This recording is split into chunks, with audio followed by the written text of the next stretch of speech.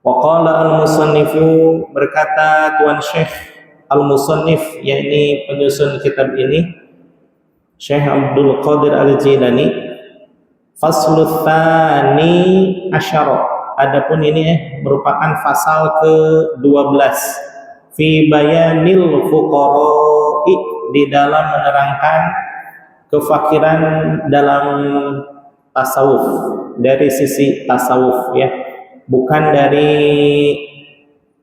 sisi sosial. Kalau sisi sosial mah mohon maaf ya, orang yang tidak jelas memiliki pekerjaan, tapi setiap orang pasti membutuhkan pekerjaan. Misal kebutuhannya 10, dia hanya bisa mencukupi 4 dari kebutuhannya, maka itu disebut sebagai fakir.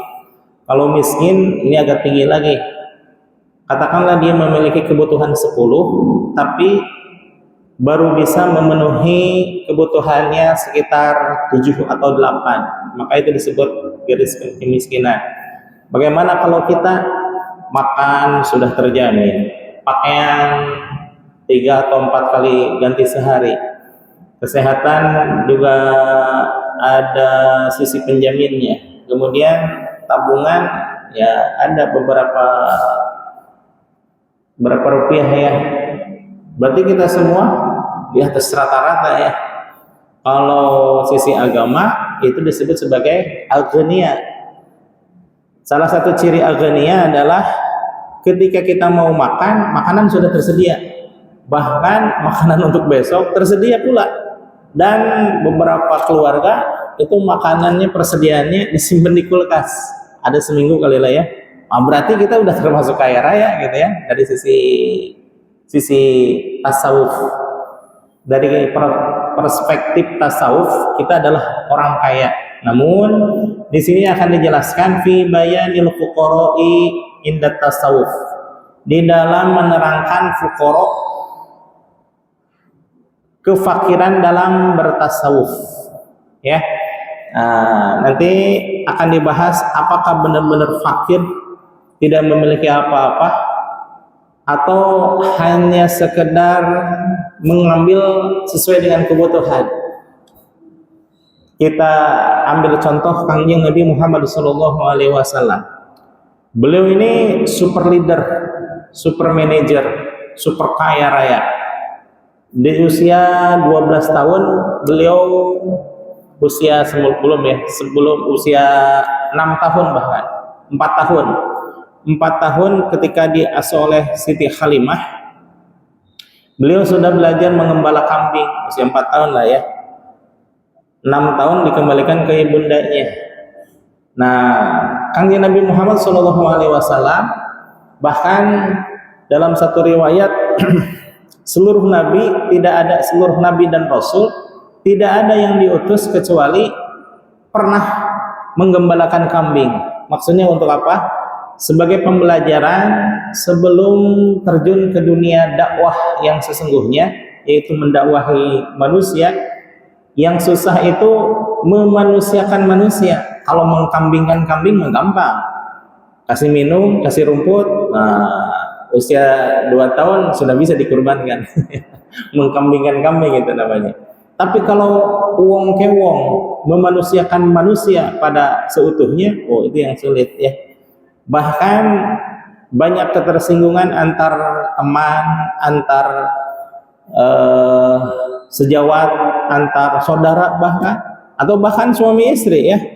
Kita hidup yang selama-lamanya lahir batin menyatu 12 tahun lah, atau saya udah 23 tahun ya, 23 tahun. Tetap aja ada saat-saat, detik-detik tertentu yang ada ketersinggungan.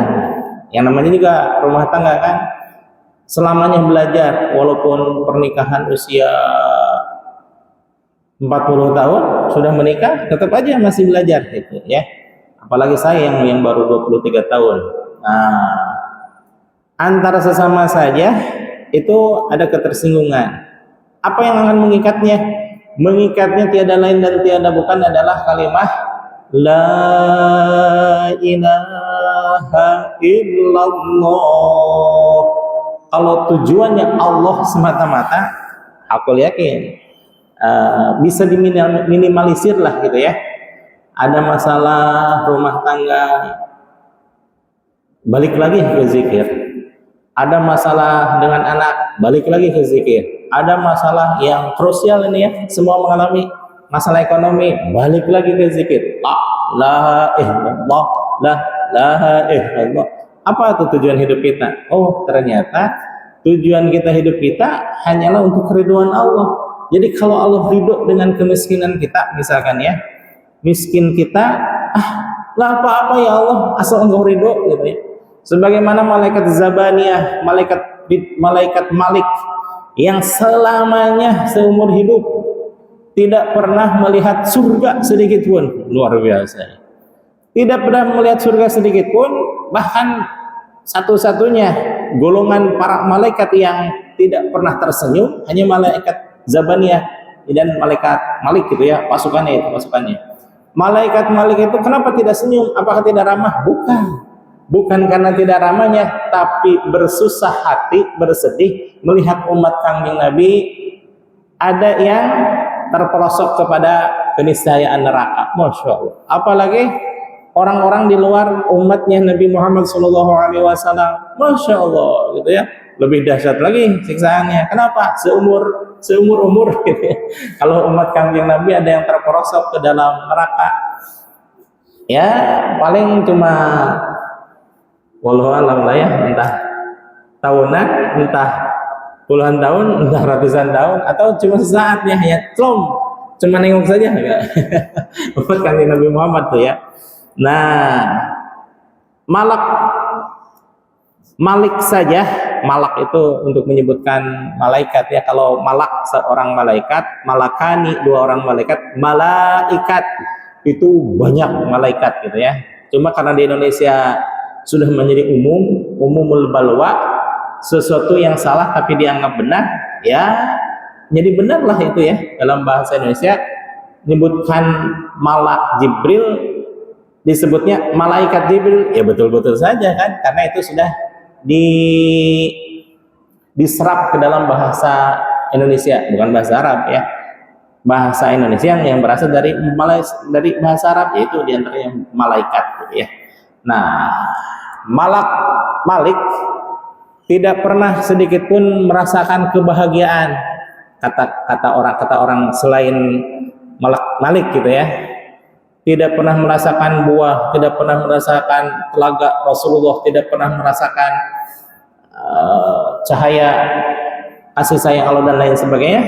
Tapi apakah malaikat Malik iri dengan malaikat-malaikat yang lain? Tidak ya. Justru malaikat Malik sesungguhnya batinnya merasa nikmat dan berbahagia sekali. Tidak pernah sedikit pun malaikat Malik merasa cemburu kepada malaikat-malaikat yang lainnya atau merasa tidak ridho atas ketentuan Allah. Tidak, malaikat Malik justru senang, ya Allah, aku ditempatkan di sini ada fungsinya gitu ya. Apa fungsinya? Ya membolak-balikan penghuni neraka. Dibolak-balik penghuni neraka yang di alam dunia kayu bakar. Ini mah kayu bakarnya siapa? Manusia dan batu. Masya Allah, dibolak-balik itu oleh malaikat Jibril. Sugan kepanasan? Tidak sama sekali. Apakah Allah benci kepada malaikat Malik? Tidak. Justru malaikat Malik ditempatkan oleh Allah Subhanahu wa taala di neraka yang paling kerak sekalipun, karena tidak ada lagi malaikat yang sanggup untuk menerima amanah dari Allah berupa menjaga neraka. Bagaimana dengan titik-titik gitu ya? Di Indonesia ada tuh yang bisa menjaga awang neraka. Lah itu mah konten gitu. Konten dibayar dan untuk mengelabui kaum muslimin, mengalihkan isu itu mah ya, biasa itu. Nah, malaikat Malik sesungguhnya yang dituju bukan ditempatkannya di suatu tempat, bukan, tapi keridhaan Allah. Maha Rahman dan Rahimnya Allah. Malaikat Malik dengan malaikat Ridwan sama-sama ridho. Ridhonya apa? Ditempatkan di tempat yang sesuai dengan kehendak Allah. Masya Allah, gitu ya. Bukan berkeinginan. Para malaikat itu tidak memiliki keinginan sedikit pun. Apapun yang diperintahkan Allah, apapun dimanapun ditempatkan oleh Allah, mereka senantiasa sami'na wa ata'na. Ya, sebagaimana Al-Quran menyatakan, wa idh qala rabbuka lil malaikati isjudu fasajadu illa iblis. Ketika Allah memerintahkan kepada para malaikat untuk bersujud kepada Nabi Adam alaihissalam dalam artian menghormat, fasajadu, maka bersujudlah para malaikat illa iblis. Nah, si iblis itu karena memiliki keinginan, kalau para malaikat sudah menzerokan keinginan, apapun keinginan Allah itulah yang menjadi kebahagiaan kami, kata para malaikat. Nah, malaikat Malik juga tidak pernah protes. Kenapa ya Allah engkau menempatkan aku di tempat yang seperti ini? Bukankah banyak malaikat-malaikat yang lain? Tidak seperti itu.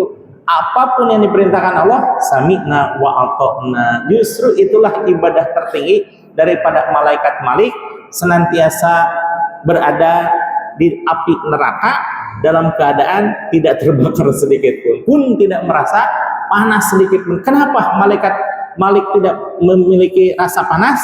Karena di situ ada keridhaan Allah. Sebaliknya, si setan la'natullah sudah ditempatkan di surga karena ibadahnya luar biasa, tapi si setan tidak merasa betah. Kenapa? Tidak ada ridho Allah. Nah itu. Jadi yang menjadi patokannya, enaknya suatu tempat apa ridho Allah?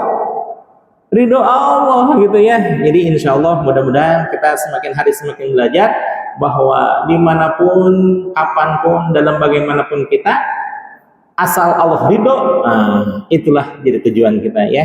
Maka ya saya beserta tetangga-tetangga sedang belajar untuk mencari ridho Allah saja dengan banyak-banyak membaca munajat kepada Allah, yang ini diawali munajatnya oleh Syekh Abdul Malik Al-Ghuzdawani. Syekh Abdul Malik Al-Ghuzdawani memiliki satu munajat yang mana munajat itu asalnya terinspirasinya dari hadis kursi. Ya, bagaimana munajatnya? Ilahi anta maqsudi. Ya Allah, hanya Engkau yang kami maksud. Waridhoka matlubi, dan keridhoanmu ya Allah yang kami cari.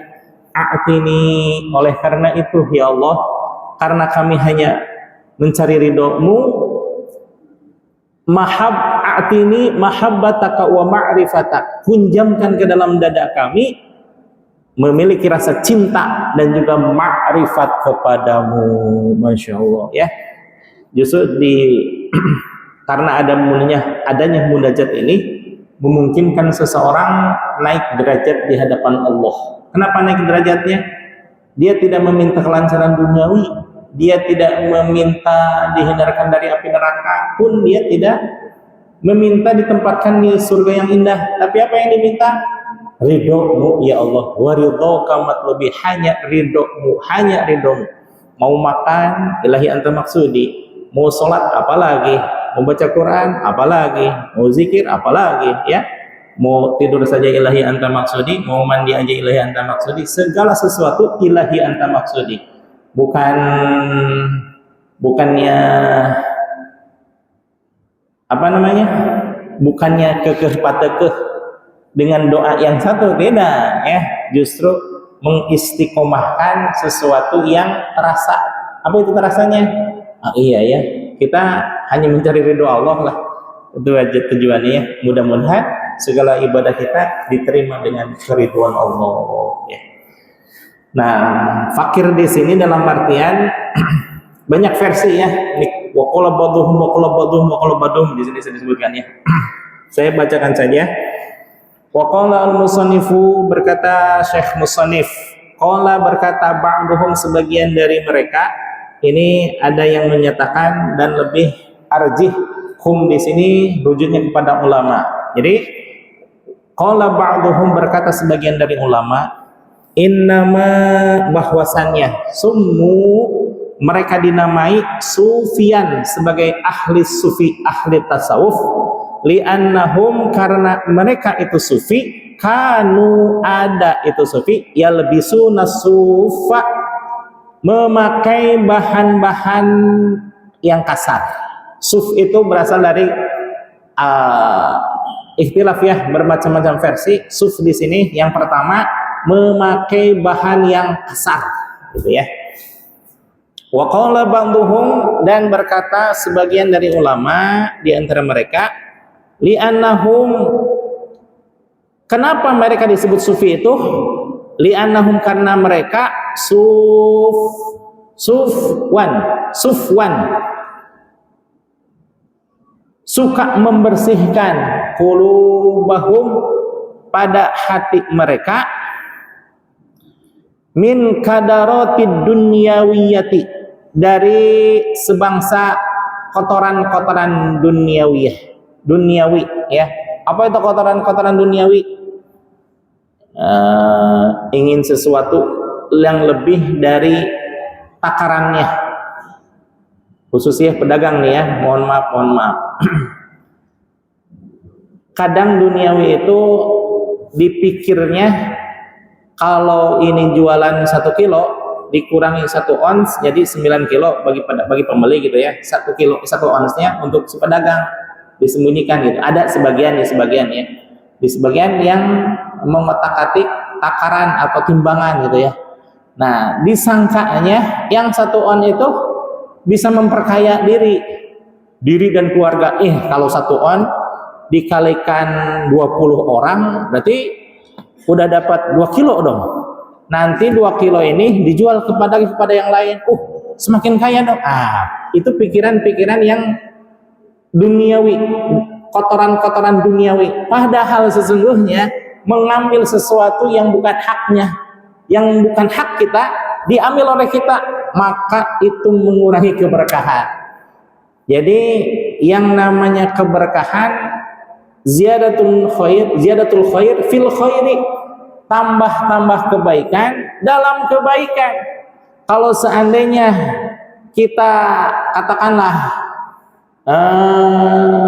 dapat nafkah sebulan, selama sebulan 1 juta, tapi alhamdulillah yang 1 juta itu bisa mencukupi nafkah keluarga kita, bisa menghandle kesehatan keluarga kita, bisa mengcover pendidikan anak-anak kita, bisa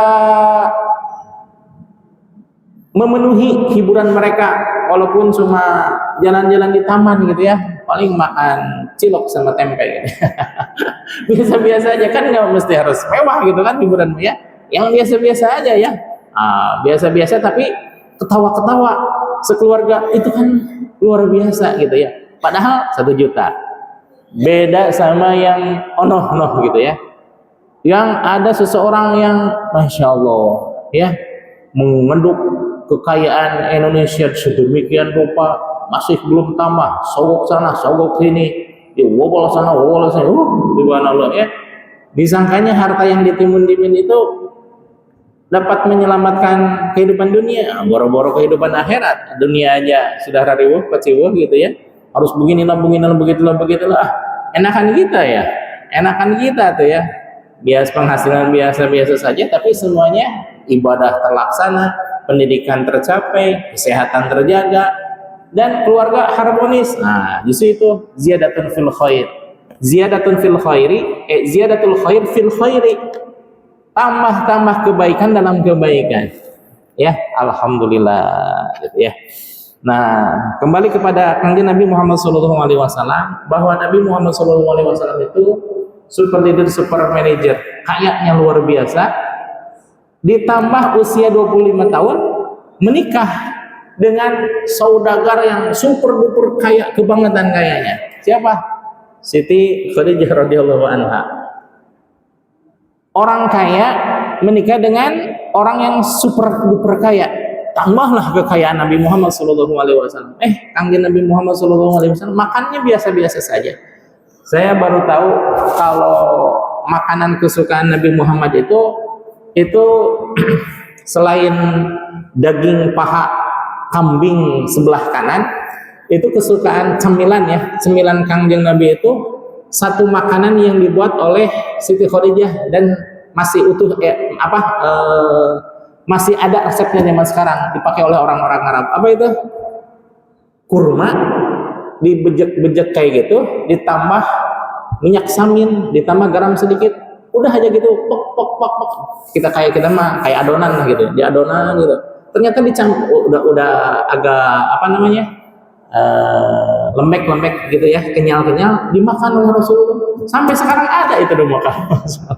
Katanya ini resep dari Siti Khadijah radhiyallahu anha yang ini merupakan cemilan kesukaan Rasulullah sallallahu alaihi wasallam. Sallallahu alaihi Nabi. Rasulullah orang kaya tapi biasa-biasa. Kemudian Syekh Abdul Qadir Al-Jailani orang terkaya di kota Baghdad biasa-biasa saja.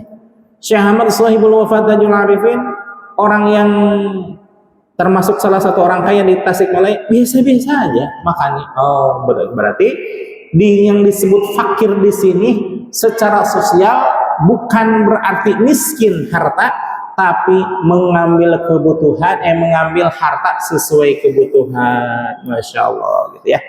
Nah, kembali kepada pengertian suf di sini, li'annahum suffan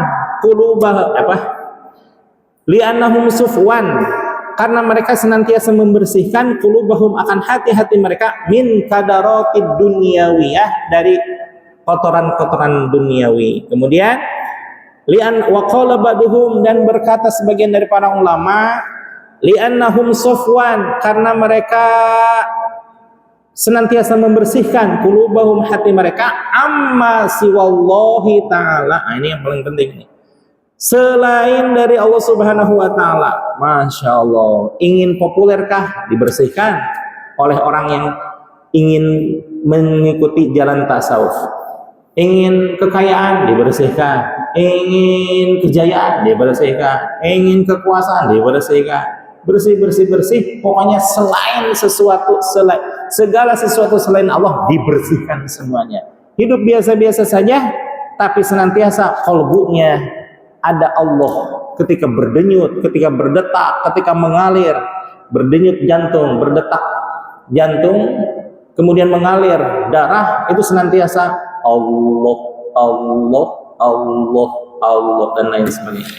Ya, amma siwallah, membersihkan segala sesuatu selain Allah. Ini pernah terjadi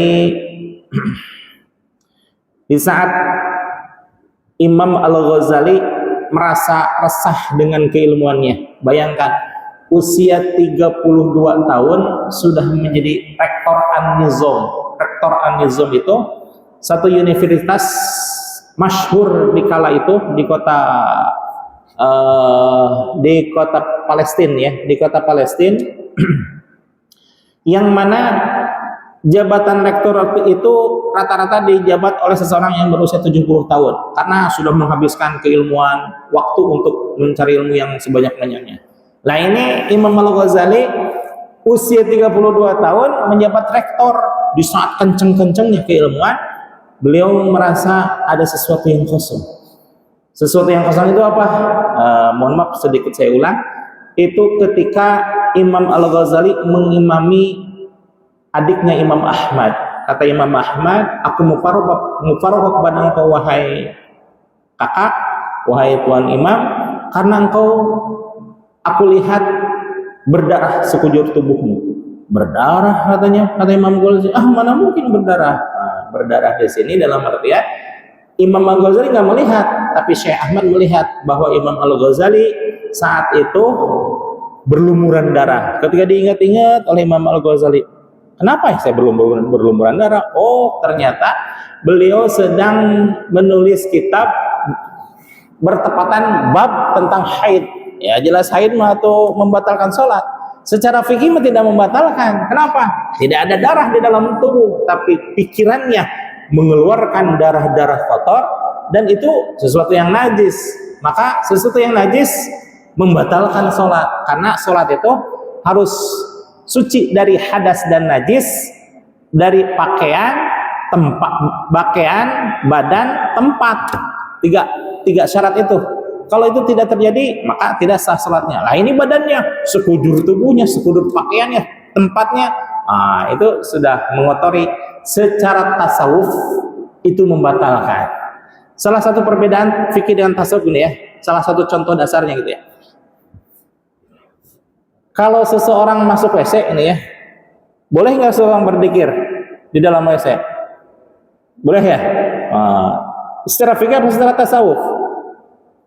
Secara boleh apa tidak berzikir dalam WC? Boleh ya, boleh. Bolehnya di dalam hati apa dalam mengeluarkan, diucapkan oleh mulut? Dalam hati. Kenapa? Kalau secara fikih membatalkan. Kenapa? Yang namanya WC pasti sesuatu yang tempat najis, sesuatu yang kotor. Sedangkan zikrullah, mengingat Allah, itu adalah sesuatu yang suci. Tidak boleh mengucapkan sesuatu yang suci. Al-Quran, hadis, nama-nama Allah, nama Allah, nama-nama para nabi, nama-nama para malaikat, kemudian membacakan sholawat kepada kanjeng Nabi, haram. Kenapa? Karena itu terucap dari mulut, yang terdengar suaranya, dan itu dihukumi oleh fikih haram. Tapi secara tasawufi, maka tidak haram seseorang berzikir walaupun di dalam WC, walaupun mohon maaf nih ya, ketika sedang berhubungan dengan si istri kita, tidak ada salahnya berzikir, tapi zikirnya di dalam hati. Nah, itu ya perbedaan fikih dengan tasawuf itu. Jadi satu lagi. Seseorang dilarang menikahi istri-istri Rasulullah. Jangan seseorang itu, para sahabat ya. Para sahabat haram hukumnya menikahi istri-istri dari janda-jandanya Rasulullah SAW ketika Rasulullah SAW telah wafat. Kenapa? Karena itu dinas dalam Al-Quran dan hadis. Tidak boleh, jangankan menikahi, janganlah engkau menyeru seseorang baik nabi ataupun keluarga dengan ucapan yang tinggi, gitu ya. Berarti saking terhormatnya keluarga dan istri si kanjeng Nabi. Berikut turunan-turunan kanjeng Nabi. Nah, kalau di dalam ilmu tasawuf itu jangankan istri kanjeng Nabi, atau mohon maaf, jandanya kanjeng Nabi tidak boleh ditikah. Bukan istrinya, jandanya guru kita sudah meninggalkan istri, maka haram hukumnya untuk menikahi janda dari istri guru kita, walaupun tidak ada larangan dalam fikih. Dalam fikih itu ya larangannya siapa? Hanya kanjeng Nabi Muhammad SAW. Sementara yang lainnya boleh-boleh saja. Para sahabat misalkan menikahi sahabat yang lainnya karena sahabatnya mati syahid di medan pertempuran itu, sah-sah saja. Kemudian santri menikahi ibu nyainya, misalkan ya.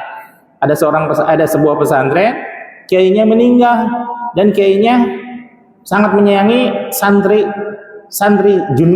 senior ini, maka sah-sah saja santri tersebut menikahi janda kiainya, walaupun di dalam tasawuf itu terlarang. Kenapa terlarang?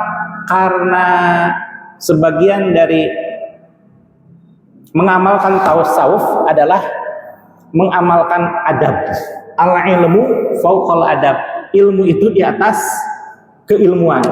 Jadi kalau seandainya secara tataran keilmuan itu sah-sah saja, tapi secara adab, secara akhlak, secara moral, maka itu tidak diperkenankan. Begitu ya.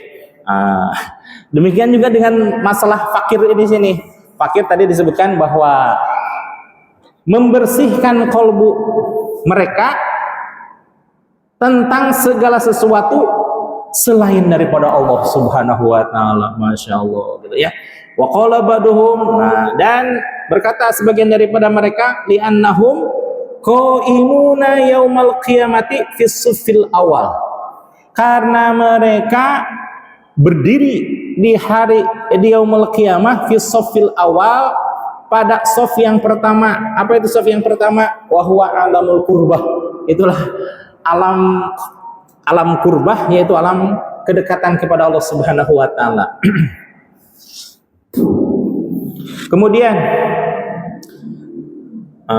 ini penjelasan tentang alam lah ya. Li'anal alama arba'atun. Sesungguhnya alam itu ada 4, karena sesungguhnya alam itu ada 4. Perkara fakir di sini, jadi inti pembahasan daripada fuqara di sini adalah bahwa para sufi itu tidak semuanya pada miskin, tidak, walaupun asalnya sufi itu berasal dari sufah. Sufah itu ahlus sufah, sahabat yang meninggalkan harta kekayaannya ketika di Mekah, kemudian ketika hijrah ke Madinah ingin selalu bersama Nabi. Nabi itu di mana? Rumahnya dekat di apa tuh kata beranda lah ya, beranda Masjid Nabawi. Nah, para sahabat ahlus sufah ini termasuk diantaranya Sayyidina Abu Hurairah, itu merupakan tokoh ahlus sufah. Ahlus sufah yang senantiasa bersama siang dan malam dengan Rasulullah SAW dan mengikuti apa yang diucapkan dan diperbuat oleh Rasulullah SAW. Mohon dipahami bahwa mengikuti Rasulullah SAW siang dan malam bukan berarti masuk ke rumahnya, bukan ya, karena itu ada menjaga adab tersendiri. Tapi begitu Rasul masuk ke rumah, maka para ahlu sufa ini berada di samping rumah Rasulullah SAW, begitu gitu ya.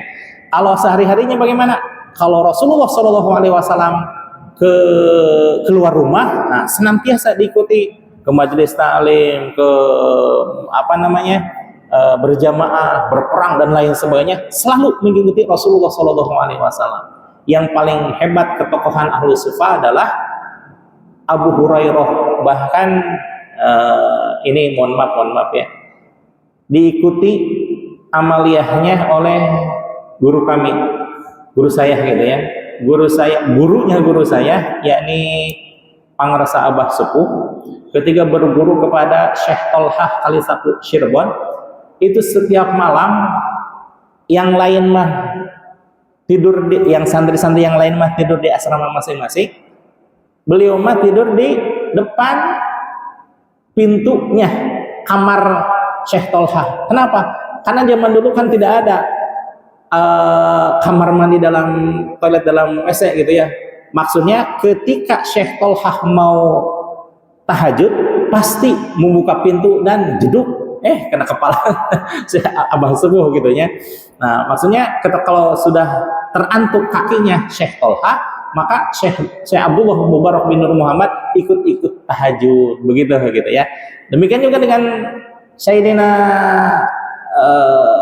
Abu Hurairah, ketika Rasulullah SAW terdengar keluar pintu kreket gitu ya, rumah Rasulullah kecil gitu ya, pasti terdengar. Nah, maka Sayyidina Abu Hurairah dengan segera menimbakan air wudhu untuk Rasulullah SAW dan ikut berjamaah, masya Allah gitu ya.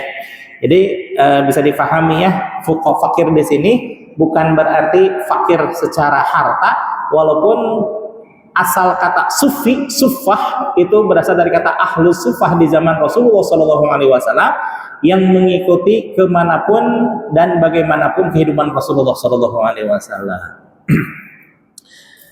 Ini ada penjelasan tentang alam. Ini tentang empat nih ya. Wahwa alamul qurbah, yang disebut dengan filsafil awal, bahwa para sufi itu berdiri tegak di saf pertama. Li'anal alama, bahwa karena yang namanya alam arba'atun itu ada 4. Alamul mulki, yang pertama alam mulki yaitu alam dunia ini, wa alamul malakuti, dan alam malakut. Alam malakut itu yang mana di situ banyak para malaikat, dan juga wal jabarut, alam jabarut, yang dimana di situ kekuasaan Allah Subhanahu wa taala. Wallahut. Wallahut ini alam yang alamul haqiqati, alam yang dipenuhi dengan hakikat Allah Subhanahu wa taala, yang hanya Nabi Muhammad SAW saja yang diperkenankan. Alam lahut ini dengan kata lain itu adalah Sidratul Muntaha. Ada ucapan Malak Jibril ketika sampai ke Sidratul Muntaha, apa itu?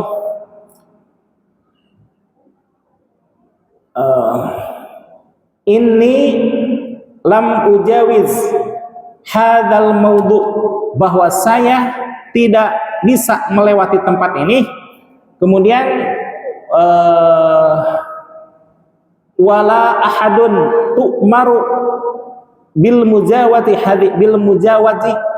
hadzal maudhu ghairuka. Masya Allah ya. Tidak seorang pun diperintahkan untuk melewati tempat ini. Maksud tempat ini adalah Sidratul Muntaha. Tidak seorang pun diperintahkan untuk melewati tempat ini, dan bahwa ghairuka, selain dirimu wahai Muhammad Rasulullah SAW. Ka itu maksudnya khitabnya kepada Rasulullah SAW, bahwa satu-satunya orang yang diizinkan oleh Allah Subhanahu wa taala memasuki Sidratul Muntaha hanyalah Nabi Muhammad SAW. Di situ Kanjeng Nabi Muhammad SAW menyatakan ra'aitu nuron. Dalam riwayat yang lain ra'aitu nuron aziman, nuron azim. Saya melihat cahaya yang agung. Siapa itu cahaya yang agung teh? Seperti sebagaimana dinyatakan dalam surah At-Taubah ayat 31, nurun 'alan nuri, cahaya di atas cahaya. Lalu siapa cahaya di atas cahaya? Siapa lagi kalau bukan Allah Subhanahu wa taala. Malaikat juga cahaya, tapi hanya cahaya diberikan oleh Allah. Nabi Muhammad juga cahaya, tapi cahaya diberikan oleh Allah. Buruk pun, hewan menjadi tunggangan Kangjeng Nabi saat Isra Mi'raj, itu pun cahaya karena bisa melesat 300.000 km per jam. Itu pun karena cahaya. Tapi nurun 'alan nuri, cahaya di atas cahaya, siapa lagi kalau bukan Allah Subhanahu wa taala. Maka penafsiran dari Ibnu Abbas, mufassir di zaman para sahabat, itu menyatakan bahwa Rasulullah SAW zahir batin melihat Allah, gitu ya. Walaupun ini ada ikhtilaf, tapi saya lebih percaya kepada Sayyidina Ibnu Abbas yang beliau mendapatkan legitimasi dari Rasulullah SAW dalam menafsirkan berbagai ayat, gitu ya. Wa kadzal ilmu arba'atun.